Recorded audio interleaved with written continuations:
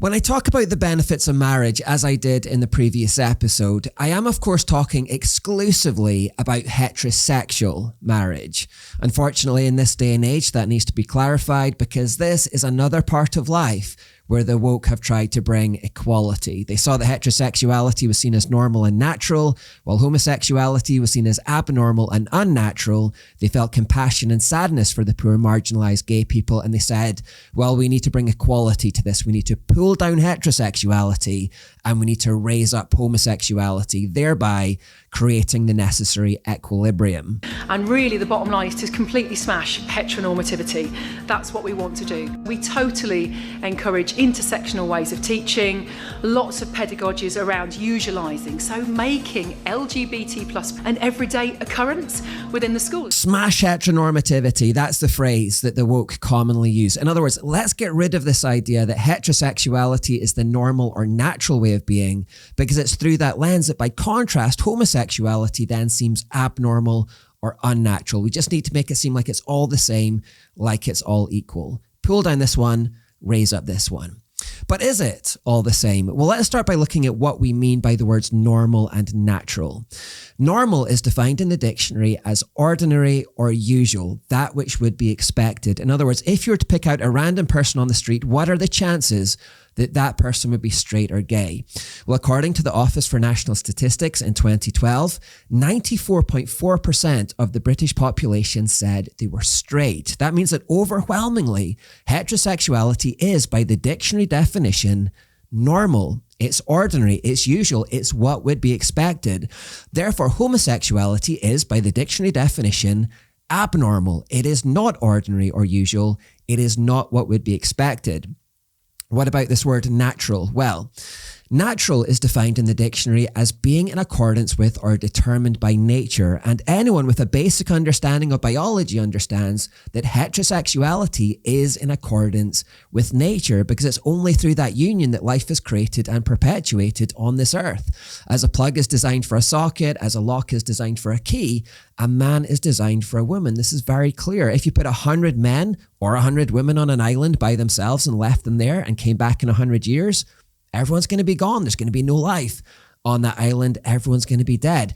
If you put 50 men and 50 women on an island together and come back in 100 years, then you'll find a flourishing civilization. Heterosexuality causes life to flourish, while homosexuality causes life to die. This is just scientific fact. Therefore, heterosexuality is in accordance with nature and is therefore natural. By contrast, homosexuality is not in accordance with nature. It is unnatural. I realize how offensive this is going to be to postmodern ears, so I'm just sticking to the dictionary definitions of these words. And by the dictionary definitions, heterosexuality is normal and natural, and by contrast, homosexuality is abnormal and unnatural. Therefore, the woke are trying to equalize things that are not equal, and this is wreaking destruction on our society. Let me explain. Although it's well-intentioned and it's born out of compassion, affirming homosexuality damages gay people themselves. A theory that I've been publicly working on through this channel for many years now is the trauma theory. The trauma theory says that homosexuality is caused by emotional trauma and psychological scarring in developmental years, and it tends to be a sign of childhood abuse or abandonment or loss, a sign of internal damage basically, which is presenting in the form of unnatural sexual desire. Many years ago, I started testing this theory by randomly choosing 10 gay celebrities, and I investigated their past to see if there was any evidence to support this trauma theory. These were the celebrities I randomly chose, and as I looked into their past, they all fitted the hypothesis except for one. They'd all been the victims of abuse or abandonment or loss. As I've delved into this issue a bit further, I've discovered I'm not the only one who has noticed this link between homosexuality and trauma. Indeed, many people who have struggled with homosexual desires themselves believe there is a link between the two things. Homosexuality, in large part, is a cluster of symptoms to early childhood trauma. Jackie Hill Perry is a prominent ex-lesbian who acknowledges it began with trauma for her as well. She says, born with an inherent disposition to sin mixed with fatherlessness, molestation, and limited to no examples of trustworthy men, led me into a lifestyle of homosexuality. She became an aggressive tomboy, a kind of butch version of a lesbian, and she said that allowed me to become what I thought I wanted to secretly be, a man. I always saw men as being something to envy. They seemed strong, powerful, in control. Femininity, or the skewed view of it that I held, seemed weak. Part of my embracing masculinity and rejecting femininity was my own way of protecting myself from pain that I believed men were capable of subjecting me to. After all, that's what my father did to me. That's what I saw men do to my mother. That's what I witnessed my guy friends do to the women that they claimed to love. All I knew of men was that they used their manliness as a means to inflict pain, and us women, us weak beings, were target practice. Another prominent example of an ex-homosexual who freely admits that his feelings were rooted in trauma is Joseph Sayambra.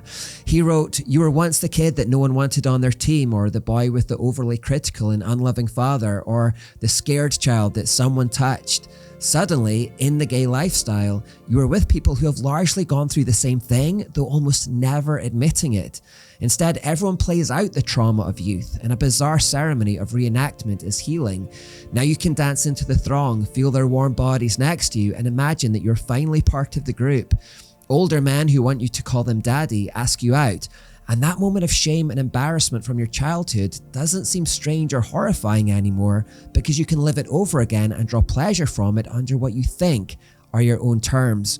Although I observed a genuine affection between gay men, it was akin to the instant camaraderie which indelibly links all horror survivors. For this was the characteristic that I witnessed in every same-sex couple, a bond of suffering, enkindled by their shared memories of a childhood gone wrong, failed parents, tales of bullied boys, and lonely nights spent crying out for love. I recently did an update to the trauma theory on YouTube, and I came across many comments from people all across the world who have also seen this link between homosexuality and trauma. One said that he was gay, but he became straight after working on his trauma.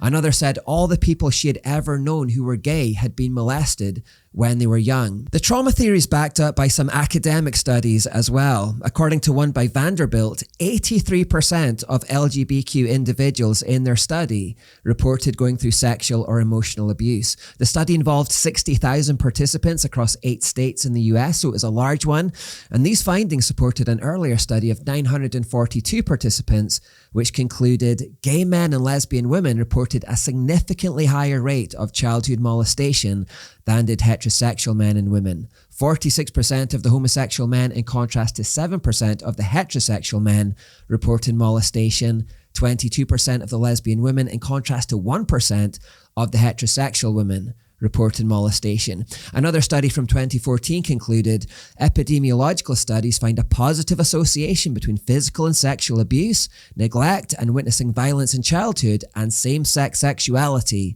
in adulthood. So all of that is to say, there is a strong evidence that homosexuality is caused by trauma, and it is evidence of a kind of internal brokenness. And if we accept this as a possibility, of course it then becomes foolish to celebrate it like the woke do. It's like celebrating someone for breaking their leg. You don't celebrate brokenness, you heal brokenness. Imagine someone goes to a hospital with a broken leg, for example, and instead of healing it, the doctor says, "Oh, we just want to accept you as the broken-legged individual you are. We are pro-broken legs in this hospital. We don't want you to feel marginalized or sad. We accept you. We celebrate you as the broken-legged person you are." That's not what the person needs. The person doesn't need affirmation for their broken leg. They need healing, and urgently. Now, the woke will say that's impossible to be healed, but look beyond their propaganda, and there are many, many voices saying, "I once was gay, I'm healed, you can be too, and I feel so much better for it." 18 former gays, lesbians, and transgenders stood before the U.S. Capitol to proclaim they're real, despite a culture that denies such transformation is possible.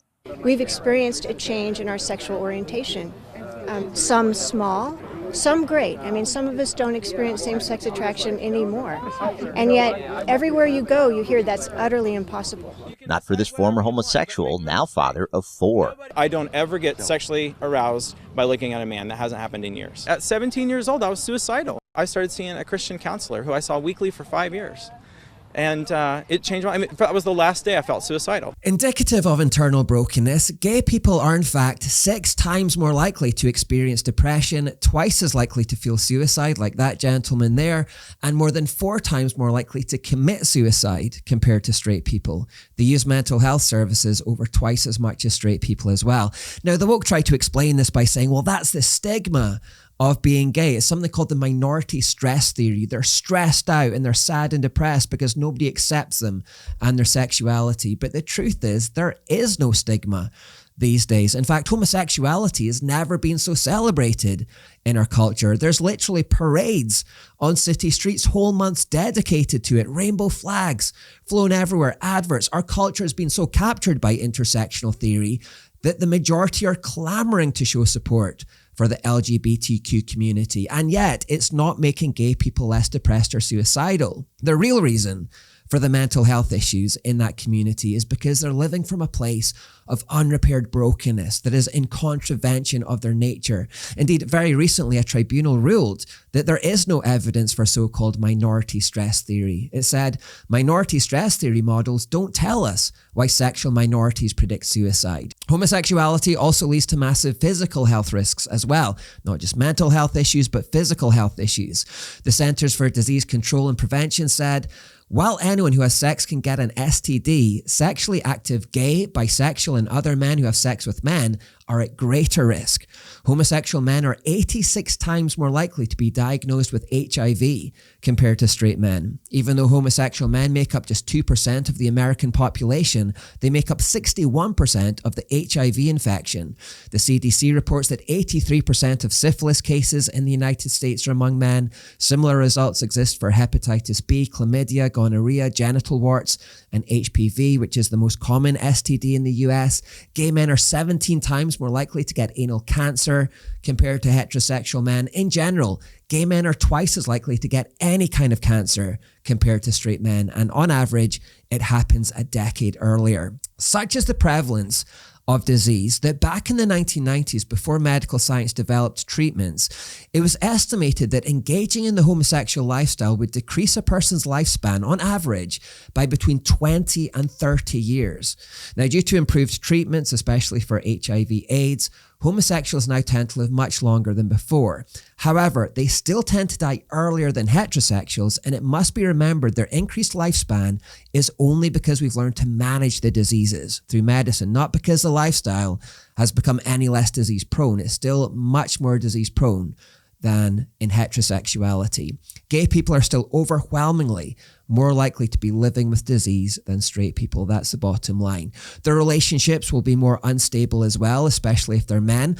Homosexual men are notoriously far more promiscuous than straight men, and 79% of gay men report that over half of their sexual partners have been complete strangers.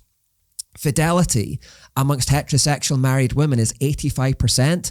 Amongst heterosexual married men, it's 75.5%. But amongst homosexual men, it's only 4.5%. Domestic violence rates are much higher too, nearly double. In fact, a 2014 study by Northwestern University involving 30,000 participants revealed that up to 75% of the homosexual population will experience domestic violence at some point in their lives. This is way higher than in the straight population. The National Coalition Against Domestic Violence did their own studies and concluded that women who have sex with women are up to 26.1% more likely to suffer domestic abuse than heterosexual women. It just all speaks of brokenness. All the data speaks of brokenness. And once we understand this, that homosexuality is a consequence of trauma and goes hand in hand with increased mental health problems and disease and shortened lifespans, unstable relationships and increased domestic violence. Once we understand that, to celebrate it like the woke do and to fate it and to give months over to it, that ceases to be an act of compassion, but rather one of cruelty. As I said earlier, if someone presents with a broken leg, they don't need you to congratulate them for it or to insist that broken legs are just as valid as whole ones and they should be proud of it. What they really need, if possible, is healing.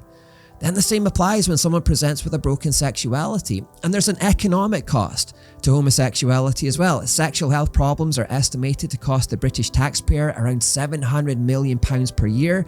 The cost of treating STDs is around £165 million per year. And the lifetime treatment for every new HIV infection is anything up to £360,000 per year. Well, given that homosexuality is the cause of the majority of these sexual diseases, in some cases up to 83%, it's an outsized burden on the taxpayer. We're all poorer because of this. So the bottom line here is that heterosexuality should be more esteemed than homosexuality because it's normal, it's natural, and it's healthy, and homosexuality is none of those things. If anyone's suffering by the intersectional approach to all of this, it's gay people themselves. They don't need to be feted and celebrated, they need to be healed.